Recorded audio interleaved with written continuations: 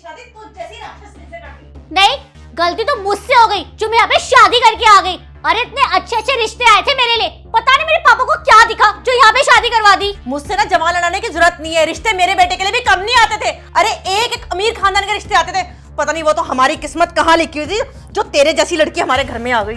अबे यार, वैसे ही ऑफिस में दिमाग खराब था, ऊपर से इन दोनों ने और दिमाग खराब कर दिया कलेश करके।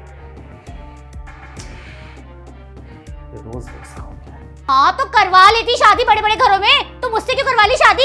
गलती हो गई मुझसे जो मैंने अपने फूल जैसे बच्चे की शादी तू जैसी राक्षस से करा दी। अरे वो तो मेरे बेटे को एक से एक रिश्ते मिल रहे थे, पता नहीं तू कहां से मनूस हमारी जिंदगी में आ गई। अरे अच्छा हुआ बेटा तू आ गया, देख तेरी बहू किस तरीके से मुझसे बदतमीजी कर रही है, कैसे जवान लड़ा रही है मुझसे। अच्छा, मैं बदतमीजी कर रही हूँ? सुनिए जी, मैंने ना मम्मी जी को चाय बना के दी थी, उसमें थोड़ी सी चीनी ज्यादा क्या हो गई, ये तो मुझे भड़कने लग गई। अरे भला कोई इतना सुनाता है क्या? अरे अगर मैंने तेरे को चाय बनाने को बोल भी दिया था तो क्या हुआ, तेरी सास हूँ, बड़ी हूँ, तुझे तो तमीज से बात करनी चाहिए थी ना मुझसे। अरे बस करो यार, आप दोनों शांति से नहीं रह सकते क्या? क्यों हमेशा लड़ते रहते हो? एक तो ऑफिस में बॉस नहीं जीने देता और ऊपर से आप दोनों घर पर नहीं जीने देते मेरे को। कलेश से परेशान हूँ आप दोनों के मैं। अरे आराम से नहीं रह सकते क्या आप दोनों? हाँ, मेरी जिंदगी में ना कहीं भी शांति नहीं है। सोचता हूँ घर पे आऊंगा थोड़ा आराम कर लूंगा, पर नहीं, यहाँ कर भी मेरे को कलेश ही मिलते हैं। जीना हराम कर रखा आप लोगों ने।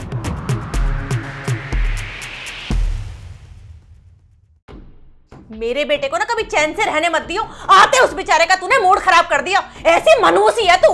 हाँ। मैंने मूड खराब किया या आपने? आते ही शिकायत लगाने लग गई। अगर आप शिकायत लगाओगी तो मैं क्या चुप रहूंगी? अरे हाँ हाँ, तू क्यों चुप बैठेगी? तेरे मुंह पर ताला क्यों लगेगा? तू तो जब तक घर में पूरा कलेश नहीं डालेगी ना, तेरे कलेजे को ठंडक नहीं मिलेगी। अच्छा, अगर आपको आता है ना चुप बैठना तो आप ही चुप बैठ जाओ, सर में दर्द करके रखा हुआ है। अरे सुन, कितनी बदतमीज हो गई है, इसको तो सबक मैं सिखाऊंगी। बस बहुत हो गया, तुम ना अपनी माँ को समझा दो। क्या हुआ? क्या हुआ ये तुम मुझसे पूछ रहे हो? आपकी माँ ने ना मेरा जीना हराम कर रखा है, रोज 24 घंटे चिक चिक चिक चिक चिक चिक करती रहती है। अरे वो तो मुझे अपनी बहू भी नहीं मानती है, मेरे को तो नौकरानी समझ के रखा हुआ है। अब मुझे नहीं रहना इस घर में, मैं जा रही हूँ छोड़ के। अरे तो तुम क्यों जाओगी घर छोड़ के? गलती माँ की है ना, तो माँ जाएंगे ना घर छोड़ के, तुम क्यों जा रही हो? क्या? अरे हाँ, सही तो बोल रहा हूँ मैं। तुम इस घर की बहू हो और उनको तुम्हारे साथ बेटी की तरह बिहेव करना चाहिए, पर वो तो तुम्हारे साथ नौकरानी की तरह बिहेव करती हैं, तो गलत तो वो ही ना, तुम थोड़ी। तो मैं माँ को बोल देता हूँ, वो घर छोड़ के चली जाएंगी। अरे नहीं। बस इशू, मैंने ना फैसला कर लिया है कि माँ को इस घर से निकाल दूंगा और माँ को कह दूंगा कि वो कहीं और अपना ठिकाना ढूंढ ले। अभी जाके उनसे कह देता हूँ। अरे अरे सुनो तो मेरी बात। अरे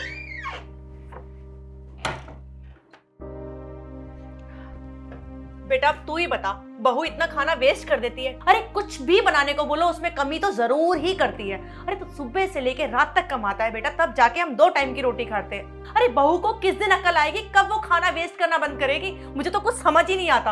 आप बिल्कुल सही कह रही है माँ, इसलिए मैंने ये फैसला किया है कि अब मैं ना इशू के साथ नहीं रहूंगा, मैं इशू को डाइवोर्स दे दूंगा। क्या तू बहू को डिवोर्स दे देगा? अरे तू पागल हो गया? ये घर की छोटी मोटी बातें हैं बेटा, डिवोर्स देने की कोई जरूरत नहीं है, हम कर लेंगे सॉर्ट आउट। माँ मैं फैसला ले चुका हूँ, अब मैं इशू के साथ नहीं रह सकता। अरे जिस लड़की को मेरी माँ की इज्जत करनी नहीं आती ना, उस लड़की को इस घर में रहने का कोई अधिकार नहीं है। मैंने फैसला ले लिया है, अब मैं आपकी भी नहीं सुनूंगा। अरे धर्मेंद्र बेटा। अरे बस कीजिए माँ। अरे